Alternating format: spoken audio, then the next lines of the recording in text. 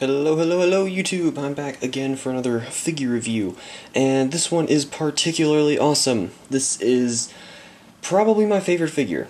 Yeah, it's just because I like the series so much. No really other reason other than that. This is the main hunter character in Monster Hunter, except completely wearing the Rathalos Armor set, which is a pretty sweet armor set if you've played the video game, and if you haven't, I highly recommend you do. It's like one of the best games I've ever played. Anyway, so this is the main hunter figure right here. I'm going to start with the box accessories, and we're going to go into the figure. He's in a pretty big Revoltech box. Normally Revoltech boxes are kind of smaller than this, but this is a pretty decent sized one.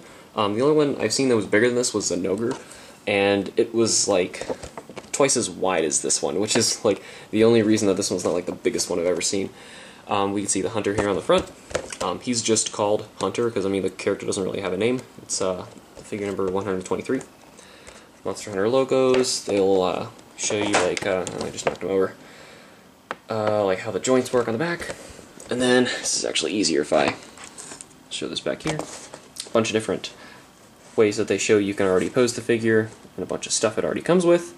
I'll show you all that stuff in just a second, like the weapons and extra hands and all those good stuff. You can see this guy can do a whole lot with the giant weapons he's got, because in Monster Hunter, you really use some ginormous weapons in that game, and actually getting this guy to hold them can sometimes be a challenge, but it's okay when the endgame pose gives you a really awesome figure, so it doesn't really matter to me. I'm going to move that back there. I'm just going to put this back over here just for now, and start with some of these accessories. Now, since he's a Revoltech, he comes with the dreaded Revoltech stand. Yeah, this thing is kind of a piece of crap, but I've actually managed to pose him on it pretty well. The only reason that I can't get some other Revoltechs to pose properly with this thing is because they didn't have buttholes. They need pegs in their back, otherwise there's no really good way to center the weight for them, and they'll just fall over. So he's not that hard to pose with this thing, so that's good. You can actually get him in the air and like doing some running, sword swinging moves, stuff like that. Also comes with a little attachment that'll make the stand a little longer, but in my opinion that makes it just more awkward because now it can't support itself, and really what did you need before that thing couldn't do, aside from making it look even worse. But anyway, it's there. Whatever. I mean, it's not like you could pop this thing on the bottom piece where the foot's supposed to go and then try and figure out a way to get both of these pegs to do something, like one in the foot and one in the... Nah, this thing's just awkward. So, ignoring that for now, he's going to come with the orange Revoltech box, and he does need it because he's got a lot of little hands and stuff. And, let's see, just while we're talking about the hands, I'm going to pull them up. First, I'll take the ones that I have on him at the moment. It's just a regular open hand right there, and then a closed fist on this side. So it's a right closed fist, left open hand, so we should see the opposite over here. There's a right open hand, and a left closed fist. There's also these two right and left hands that are for holding swords. Judging by the size of the holes, they kind of look like they're the same. They're probably both for the sword and shield, because the great sword is a little too large to use those hands for, so instead you use these hands, which are kind of cupped. The great sword is so big and heavy, it's actually pretty hard to get these hands to hold it up, but I've done it before. It's not that tough, and I'll try and get another photo of him in this video where he is using it. Now, onto his weapons, which are all very awesome. I'm just going to start with the sword and shield. Here's this sword. Now, when you get it, it's going to come like this. I think it came like that. So this is in one piece. The reason the handle comes out, I'm pretty sure, so that you can, when you slide this through, then you would take one of these hands, you see, and then slide it through, because the hand is completely cupped and there's no way to, you see, get the handle through it.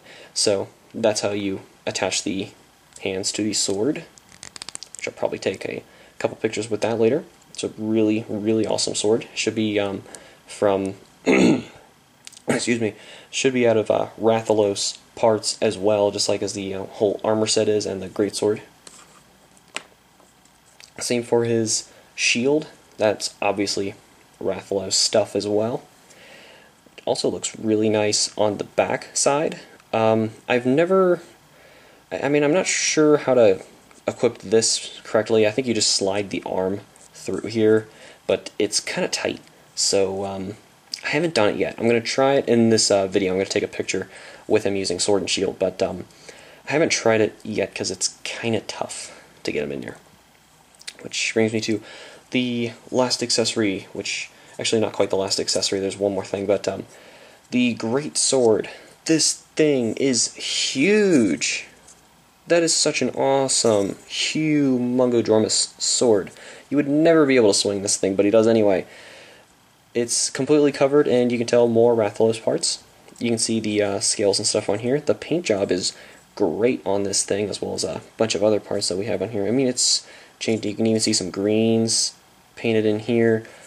We go to like a white blade up here. The red in the scales is done really well. I like the leather, especially wrapping around this, so it looks like it's almost like a caveman-esque made sword. The only thing that's kind of weird about this, which I'm sure was in the game, I just never noticed it, the sword's not straight. It wobbles, kind of like that. It's just kind of weird when you're balancing the weight, when it's kind of heavy to one side. But no big deal. The one more accessory that I was kind of ignoring is that stand right there. Pops right off of his leg. I'm just going to set him down because it's kind of hard to get him to stand without something. So this is really, really handy when you're doing standing poses. It's way better than that stupid stand back there. I mean, that thing is at least decent with him because you can get him to stand up with it, at least like in the air. But this, if he's standing on the ground, you want to use this thing. I have a clear one, so I probably wouldn't use this brown one, and I think they all kind of have this clear tip to them for some reason. I don't know why. It's supposed to all be one color, so it looks a little strange, but either way, it's a really nice way to get him to stand up very easily. Alright, now, so we're going to move on to this guy! Yes! I was so excited when I got this guy. He's actually a really expensive figure now, which kind of stinks because I wanted him so badly. He's, I'd say at least, you gotta drop it like, at least 80 bucks on him nowadays, just to get, this normal one. I've seen him and his variation, the blue version of the Azure Rathalos, which can go up to like, yes, it's the same thing, around like 80 bucks, unfortunately. I'm pretty sure they were about 40 when they came out, and then from there they just shot up. Kind of annoying, but whatever. I actually got a really good deal on him, and I got him, he was used, but he had all of his parts with him. He was in great condition, box was great, and cost me 40 even, so I was like, yes, totally mine. Half price, you know. So, we're going to start with the head, and work our way down to the bottom, and I'm going to show you all the posability this guy's got. And first of all, on his neck, already, he's got a, it's not quite a double joint, but it works kind of like that. You can see this joint here from the, it's not quite the neck, but it's the, like the top of the torso.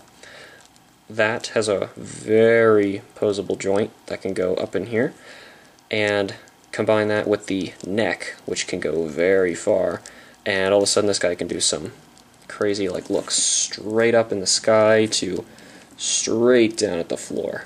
So it can do quite a lot. Turning wise, it can turn about that much. I've never really had to turn it any more than that, and it's about as much as you want to turn it anyway, because this back piece right here is one piece with the helmet. So if you turn it any more than that, you're going to be hitting the shoulders, which you've probably already seen are wobbly around. They are stuck on very tiny little Revoltech joints. Those also move in basically any direction.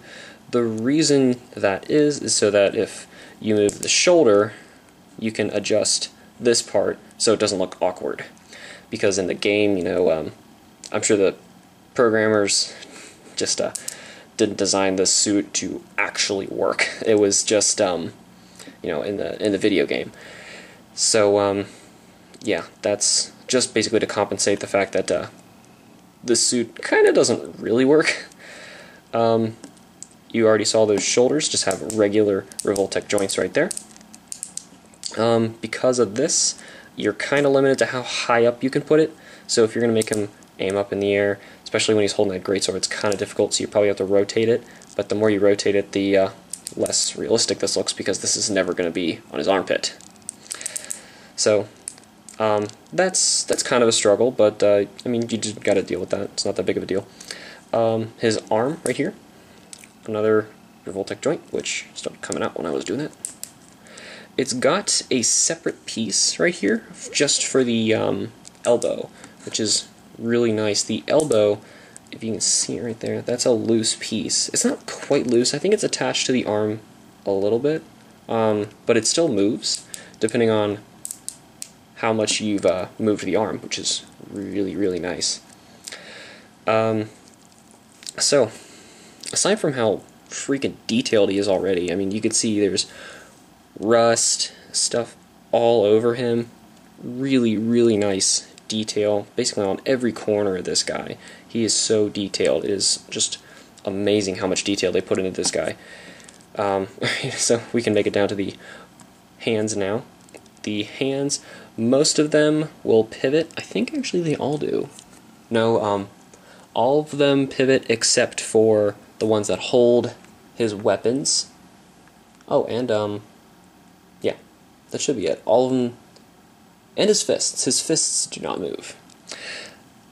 So if that's the case, then only his open hands will move. You don't really need to move them anyway, but just in case he's like running or something like that, you can leave it open. Alright, it's going to be the same deal on the other arm right there. So now we're going to get down to the torso. There is a joint in here. Doesn't really move much. I mean, I'm not hearing it click, but it doesn't really need to click to stay, because no matter where you really stop it, he's probably going to stay there. This is about the extent of what I can get him to turn. I'm not really forcing him, but he doesn't go much farther than that. On his waist, it doesn't look right. Yeah, that's supposed to be it. Popped in there. Something popped out. You can see we got his pouches and stuff right here. This is all attached to a joint. Let me see if I can show you. You can see it right there, and there are the two sides for the joints for this back piece. Now that can go up pretty far and still have that one other ball joint you saw. It just connected the rest of the skirt together. Put that in here. I guess he's wearing a skirt. That can go all the way down, and that's about as high up as I would go before I feel like I'm ripping it. Now there's another hidden joint under there, so that you can either make it like flare up in the wind or curl back down again if he's just standing there. But basically it gives you a whole lot of movement just for this little back piece, which is really cool. Exact same thing on the other side. And then there's this in the middle, which is also on a joint. You can see it right there. It is very un-Revoltech-like because it's so nice. I say that because Revoltech joints kind of bug me sometimes. The clicking to stay in one spot is kind of irritating because you can never perfectly get it in that spot you really wanted. I mean, you can, but it's just really hard and it's kind of annoying sometimes. But having a joint like this one where it's just so smooth and sticks exactly where you want it, it's just awesome. You can probably see, I'll move his head a bit, there's an itty bitty joint stuck in his back. That's just because I put it there. I could pull it out, but I just don't want to. There's just a little peg into his back. You put this in here so that the sword, which also has a little hole on it, can stick to his back and go on like so. Only problem I have with that is you would think it would just be a peg that you would stick the sword to, but it's a joint. And I don't know if you can see it, but because it's a joint, the sword will wobble while it's on him, and that is kind of helpful, so you have a little bit of room so that you can move his arms a little bit more if you're trying to pose him with the sword on his back. But from what I've done with it, it's just kind of irritating. Maybe I should have twisted it or something, but it just kind of gets in the way, because now the sword just constantly falls and smacks you around and you feel like the whole thing's loose. But I feel like it should have just been a peg sticking on his back. You just pop it right on and it'll stick there, but whatever, no big deal. Legs. Now, same deal here, we've got just regular Revoltech joints into his hips. Very, very detailed. You can see all the doodads and stuff going on just on the pants and the torso and the body. There is a kind of like the elbow semi-loose thing right here on the knee, and you can see it especially when you move that leg back, which is on a normal Revoltech joint.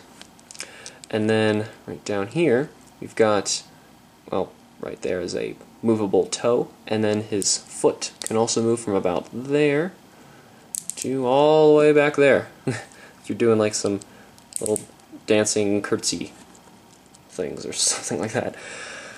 Well, that is pretty much the whole figure. I think mainly he's my favorite just because of the fact that he's from Monster Hunter, and Monster Hunter is just amazing. That and he's probably the best Revoltech I've got. The only problem I think I've got with him, other than like the little nitpicky things I said, it's kind of difficult to get him to stand up. Just because I think like some of the Revoltech molds for the this peg is like slightly larger than the pegs for the feet, so it's really difficult to get it on there, and probably like you really gotta force it to get him in there. There we go. So now he's on there, but then once he's on there, you'll probably stand up. So that's basically it. I mean, like, trying to wedge some pieces in is kind of difficult. This thing is totally worthless and unnecessary, but I mean, once again, I don't care. I can waive all that just because Monster Hunter is awesome, and Revoltech did an awesome job of making this guy right here. So I'm going to take some final photos for you real quick, and we'll get to the final reviews and ratings of this Monster Hunter figure from Revoltech. Alright, so now for some final thoughts on the Revoltech Hunter figure. First of all, I'd like to point out that the price for him is, I would generally say it's actually worth it to pay that much to get a Revoltech. Normally I wouldn't say that because I don't really like the Revoltech joints or the stand in particular, but this one, all of his accessories are great, the attention to detail is great, the painting is great, the posability is great. The only complaints I have about him are there's some pieces that are kind of hard to fit in, particularly that piece I showed you on the foot, getting into that little stand, or getting him to actually use the Revoltech stand is a little bit difficult, but once you get through to getting him in the pose you want, he looks just great, and it's totally worth the price. I got him, like I said, for like half of what he's worth right now, but mine was used. So if you got a new one around now, I think it's about 80 some bucks. That's not, I mean, that's a lot for Revoltech, but I would still say if you can get him for cheaper than that, like a used one, that's so worth it, because this is one of my favorite figures, like I said. If I've got to rate him, and I hate doing this because I just kind of hate rating figures and comparing them, but I've actually got to give him a 9 out of 10, which is the highest I've ever given anything so far. And the only reason it's not 10 is because of things like the stand and it taking a little bit of time to get him into that right pose. Just because it's a little bit tough sometimes. The joints will definitely stay where you want them to. But like I said, the only problem, and this is just Revoltech with their stands, is just getting him posed properly. And other than that, he's awesome. He's amazing. I really love this figure. So I would definitely recommend this one if you're into Monster Hunter. It is one of my favorite figures I own. And I hope you guys get a good price on him if you're trying to hunt him down. And I'll see you guys in the next video.